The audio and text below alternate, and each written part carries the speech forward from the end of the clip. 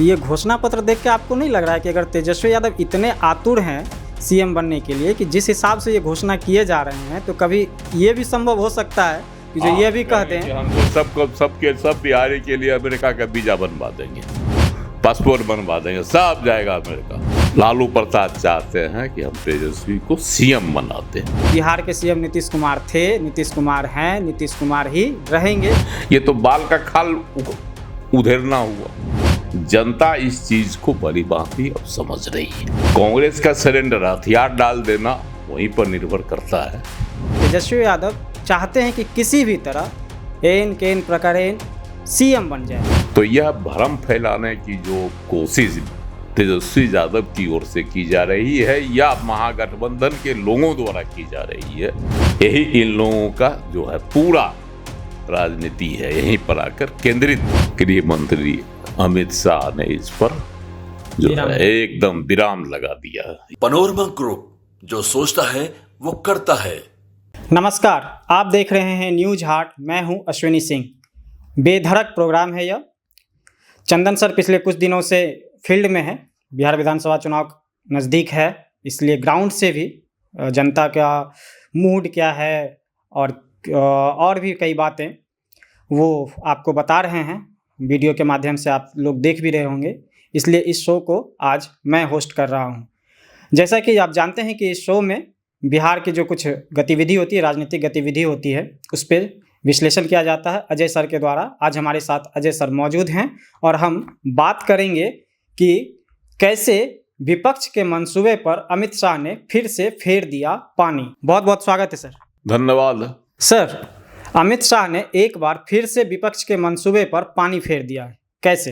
देखिए, इधर जब से इन लोगों का घोषणा हुआ महागठबंधन की ओर से जी कि सीएम फेस होंगे तेजस्वी यादव, चूंकि तेजस्वी यादव की जो है बहुत दिनों से मंशा थी कि हमको महागठबंधन की ओर से सीएम का फेस, लेकिन कांग्रेस तैयार नहीं हो रही थी। राहुल गांधी तो कई बार नकार दिए, बिल्कुल, यात्रा में भी जो यात्रा कर रहे थे जी, है ना, वोटर आईडी का SIR को लेकर, उसके दौरान भी कई बार जो है तेजस्वी यादव ने कोशिश की, लेकिन राहुल गांधी ने जो है ना मक्खी तक नहीं बैठने दिया नाक पर, और इसकी लालसा रह गई अधूरी। अंत में जो है हस्तक्षेप करना पड़ा लालू प्रसाद जी को, और लालू प्रसाद जी ने हस्तक्षेप किया, और वहां से जो है कांग्रेस की ओर से राजस्थान के पूर्व मुख्यमंत्री अशोक गहलोत को भेजा गया। न कृष्णा अल्लावरू भी थे, बिहार के जो प्रभारी हैं कांग्रेस के भी, लेकिन लालू प्रसाद का साफ इंस्ट्रक्शन था सिर्फ हमसे अशोक गहलोत मिलेंगे, है ना। अशोक गहलोत मिले और उन्होंने यह साफ सख्त निर्देश दिया कि पहले घोषित करना होगा तेजस्वी को सीएम फेस, और कल होके प्रेस कॉन्फ्रेंस करके घोषणा कांग्रेस ने या सब महागठबंधन के तमाम लोग थे, लेकिन उसमें अशोक गहलोत भी थे, है ना जी। कृष्णा अल्लावरू भी थे, लेकिन कृष्णा अल्लावरू कुछ नहीं बोले।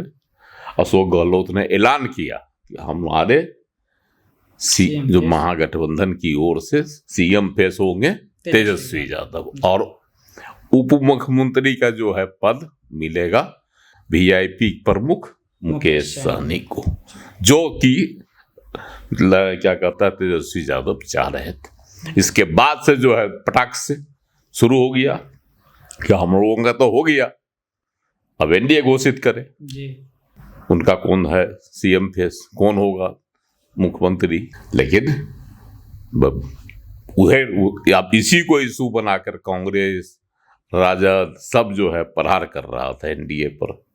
इधर आज जो है गृह मंत्री अमित शाह ने इस पर जो है एकदम विराम लगा दिया, यह कहकर कि दिल्ली में नरेंद्र मोदी और बिहार में नीतीश कुमार, अब कोई वैकेंसी नहीं है इसके अलावा सीएम पर। मतलब विपक्ष को जो एक मुद्दा मिला था उस पर भी पूरा पानी फेर दिए अमित शाह। आज जो है उन्होंने अलीनगर में चुनावी सभा की, पहली चुनावी सभा, बड़ी ये था, और वहां से खड़ा है आपको मैथिली ठाकुर, लोक गायिका मिथिला की, हाँ, और लोग उनका विरोध भी कर रहे थे, हैं अभी भी। तो आज उन्होंने वहां से जो है चुनावी सभा शुरू की और मिथिलांचल में जो विकास एनडीए की ओर से किया गया उस पर उन्होंने पूरा खाका उसका पेश किया और लोगों से अपील की जो अपनी बेटी जो है उसको मैथिली ठाकुर को जिताइए। इसके अलावे भी बहुत सारी बातों उन्होंने कही और साफ साफ कहा कि बस उधर जो है परिवारवाद है, एक ही काम है। सोनिया गांधी चाहती हैं कि राहुल गांधी को पीएम बना दें और लालू प्रसाद चाहते हैं कि हम तेजस्वी को सीएम बना दें। यही इन लोगों का जो है पूरा राजनीति है, यहीं पर आकर केंद्रित है ना। फिर आज जो है बड़ा तंज जो है राहुल गांधी पर भी और तेजस्वी यादव पर भी कसा गया। उन्होंने बेगूसराय में भी आज कहा, इसी से मिलता जुलता जो है जंगल राज ये वो जो चल रहा है अभी, एक तरफ जंगल राज है, दूसरे तरफ जो है इन लोगों को झूठा साबित किया जा रहा है, नीतीश कुमार को अस्वस्थ करार दिया जा रहा है और यह भी एक अफवाह फैलाया जा रहा है महागठबंधन की ओर से कि नीतीश कुमार जी को सीएम की कुर्सी नहीं दी जाएगी। इसीलिए आज अमित शाह ने इसको पूरी तरह से क्लियर कर दिया कि यह जो है भ्रम फैलाने की स्थिति है और सीएम पद का कोई वैकेंसी नहीं है, तो तेजस्वी यादव बनेंगे कैसे? इसमें सर एक सवाल है मेरा, ठीक है अमित शाह ने विराम लगा दिया सीएम, लेकिन एक बात और है जो महागठबंधन बार बार इस चीज़ को उठा रहा है कि संयुक्त प्रेस कॉन्फ्रेंस तो हमने कर दी, एनडीए वाले अभी तक क्यों नहीं कर पा रहे हैं, इसको आप सर कैसे देखते हैं? देखिए, संयुक्त प्रेस कॉन्फ्रेंस की जरूरत क्या है, क्योंकि नीतीश कुमार पहले ही से मुख्यमंत्री हैं और जब 2020 में नीतीश कुमार मात्र 43 सीट पर जीते, भाजपा 75 सीट पर जीती, उस समय भी नीतीश कुमार को मुख्यमंत्री बनाई भाजपा की ओर से बनाया गया, जबकि दोनों में आधे आधे का अंतर था लगभग।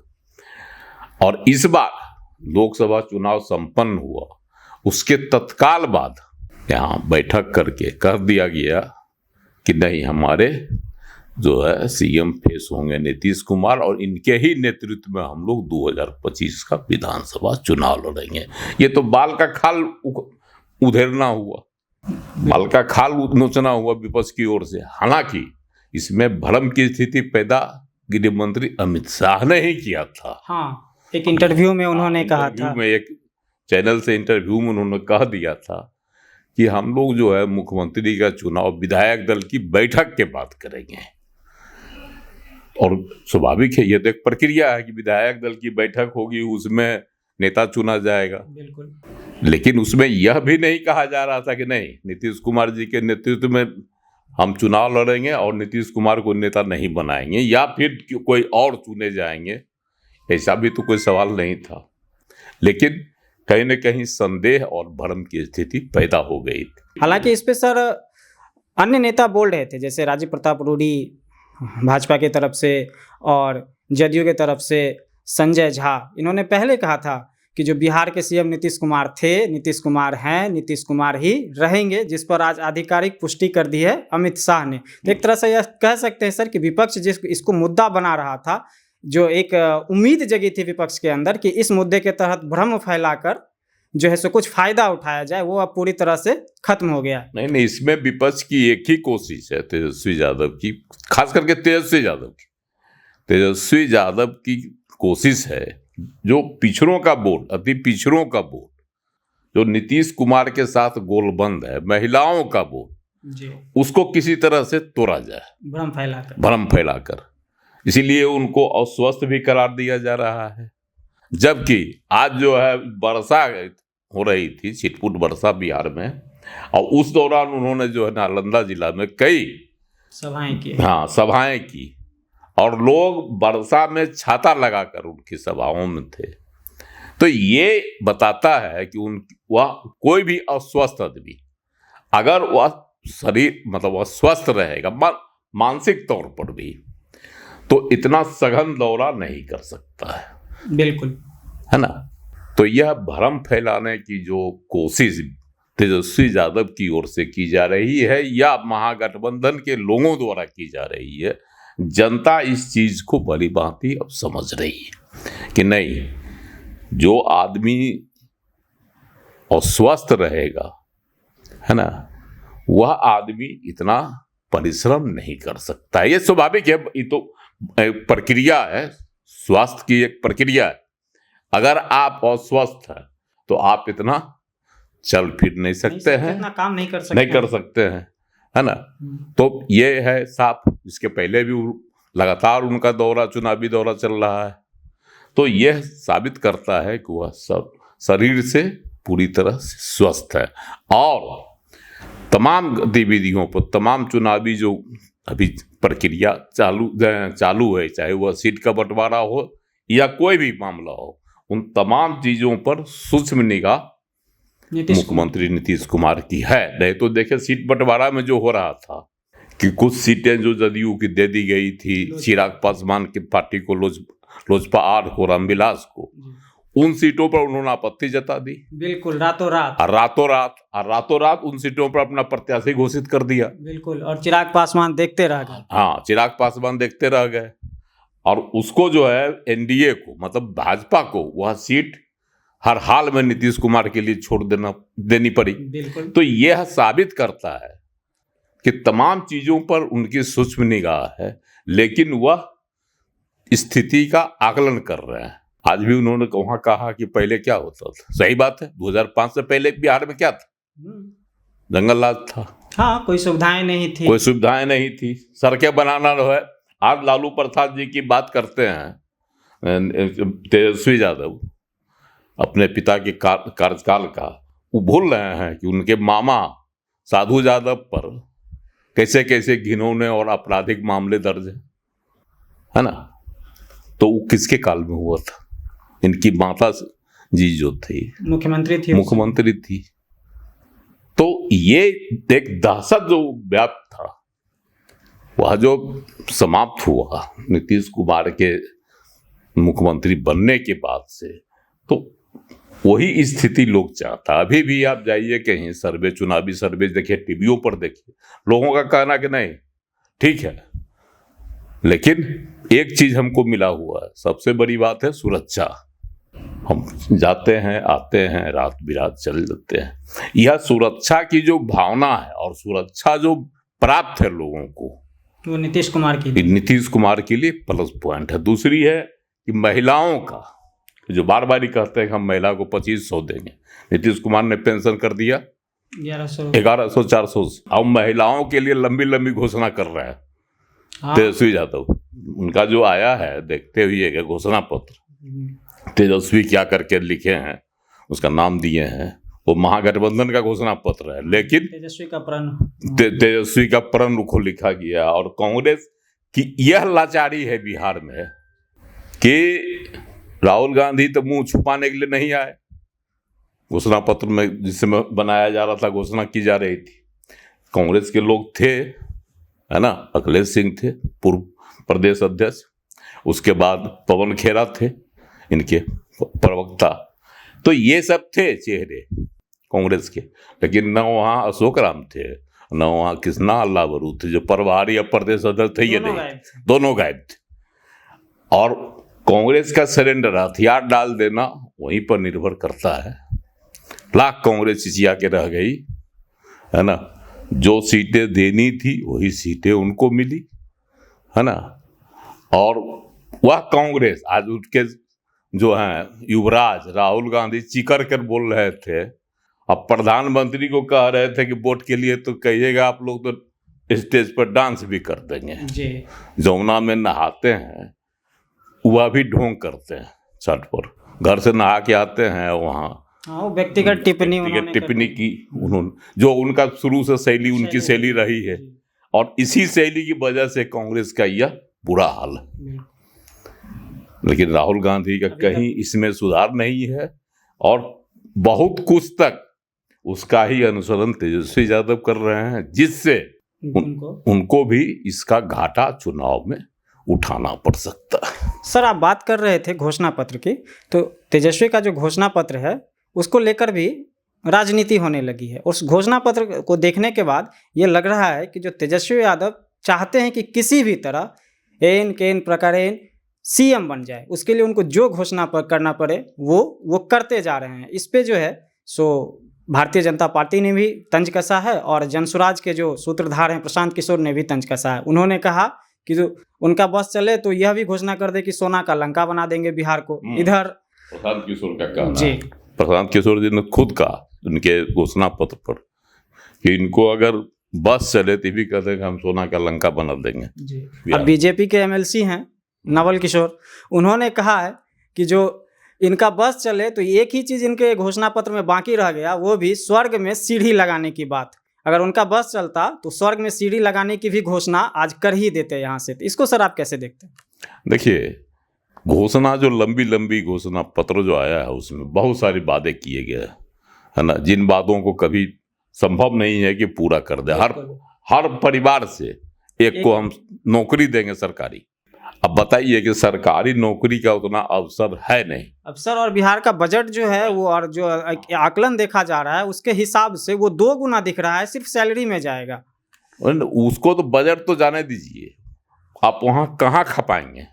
बिल्कुल, पहले तो व्यवस्था करनी होगी, पहले पद सृजित करना होगा। अब भी 20 महीने में बोल रहे हैं हम ये सब कर देंगे, तो 20 महीने में क्या आपको लगता है कि ये संभव है? वही तो बता रहे हैं कि इस तरह का जो ख्याली पुलाव दिखा रहे हैं। पहले ही कहें ना कि हम कानून व्यवस्था ही दुरुस्त रखेंगे, जो मेरे पिताजी के कार्यकाल में नहीं था। इसको ही सिर्फ दुरुस्त करने का वह आश्वासन दे दें, बड़ी बात कह रहे हैं सर। हाँ, सही बात है, तो यहाँ की जनता विश्वास कर सकती है। जो हाँ, लालू प्रसाद के समय में आज पूछिए 20 साल का जो युवा हुआ है बच्चे से, उससे पूछिए कि आप सड़क देखे थे अपने ये में, उसके पहले का जो लड़का है 10 साल पहले का, तो कहेगा ना हम सड़क नहीं देखे थे।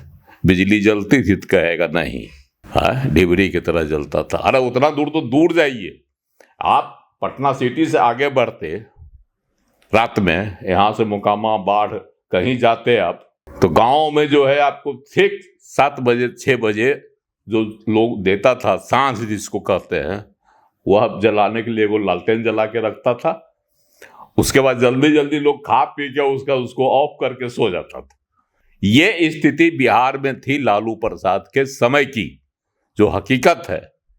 इसको तेजस्वी यादव को याद होगा या नहीं हो, तो अपने कुछ जो है बड़े बुजुर्ग है पार्टी के अभी भी हैं, कई नेता है, उदय नारायण चौधरी से पूछ रहे हैं, है ना, प्रत्याशी है ना सिकंदरा से, पूर्व विधानसभा अध्यक्ष हैं। यार अभी जो प्रदेश अध्यक्ष है उन्हीं से पूछ ले, मंगनीलाल मंडल। हाँ, मंगनीलाल मंडल जी से कि आपके जो है जहाँ के आप है मिथिलांचल के, वहाँ कितने घंटे बिजली रहती थी? केरासन तेल के लिए मारा मारी होता था कंट्रोल के ये में कि हमको लाइट नहीं चलेगा, मतलब रोशनी भी हम नहीं दिखा पाएंगे। वो स्थिति थी बिहार की। और आज कहते हैं कि बिजली, आज तो लोगों को बिजली मिलता है 22 घंटा, तो हर एक गांव में बिजली रहती है, 125 यूनिट मुफ्त में। वो तो बात की जो घोषणा है, वो तो मुफ्त वाली बात तो छोड़ दीजिए, जो बता रहे हैं जो हकीकत है ना, कहाँ मिलता था? आज कहते हैं जल नल वाला। आप देखिए गांव में जाके, अगर कहीं मोटर खराब हो गया उस गांव में नहीं है, लेकिन प्राय गांवों में जाके देखिए कि नल जल की सुविधा लोगों को है कि नहीं, और कितनी राहत है लोगों को। हर घर के छत पर जो है आपको जहां जहां है वहां पर टंकी दिखाई पड़ता है। क्या सब बोरिंग करता है? उसी नल से मोटर लगा के सब भर लेता है। तो ये सब सुविधा जो मिली है, इसको लोग भुलाएगा। जैसे ही लालू प्रसाद का राज आएगा, कुछ सब पैपवा खोल लेगा।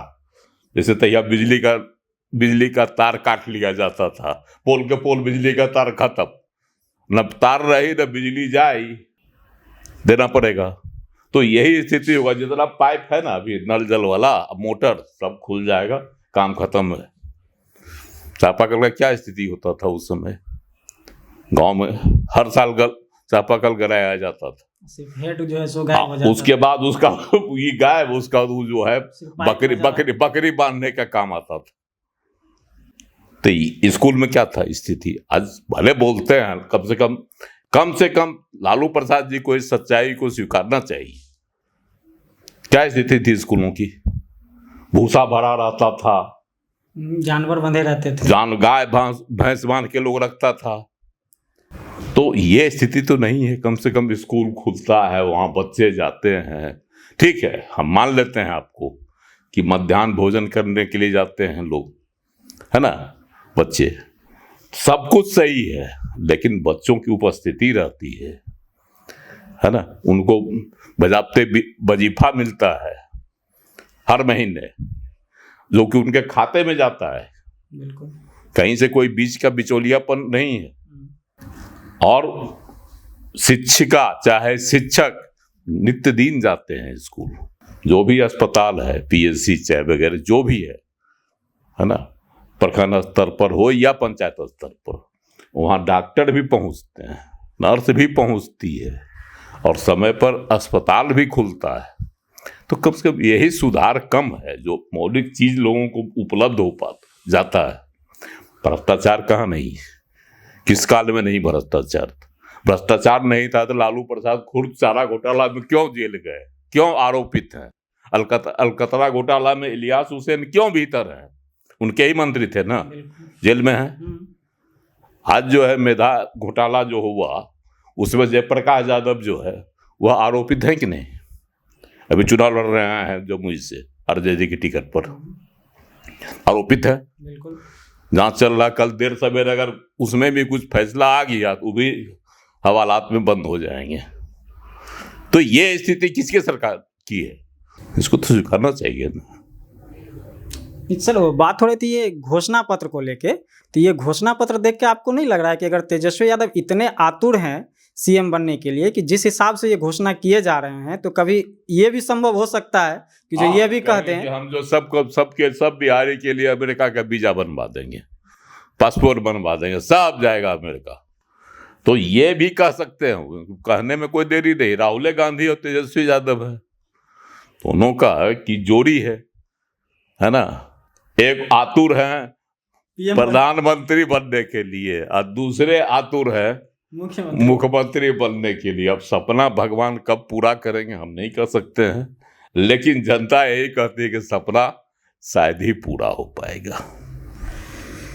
तो अब समझ गए होंगे कि कैसे अमित शाह ने विपक्ष के मंसूबे पर पानी फेर दिया और तेजस्वी यादव के घोषणा पत्र के क्या मायने हैं।